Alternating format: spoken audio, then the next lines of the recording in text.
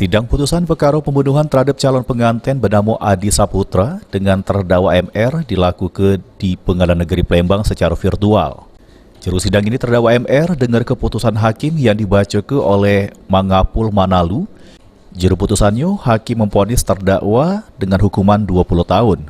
Karena terdakwa sudah terbukti bersalah melanggar pasal 340 KUHP pidana.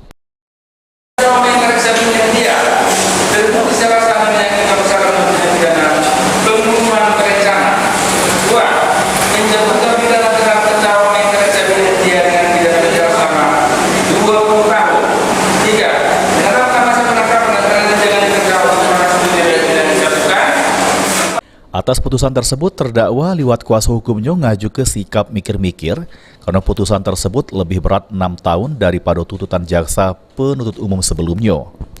Dari keputusan hakim. Menurut saya itu tidak manusiawi. Karena waktu itu kan dia dikejar oleh bapaknya, dia nggak sengaja ini membunuh si anaknya. Berarti ini terlalu tinggi itu hukumannya, harusnya kena 338, itu 340, tidak mungkin karena tidak ada rencana. alasannya? Alasannya dia orang tuanya ngejar karena dulu pernah nganuk si korban itu dulunya. Berdasar kedakwaan, terdakwa sudah membunuh korban karena tidak senang dipanggil ustadz.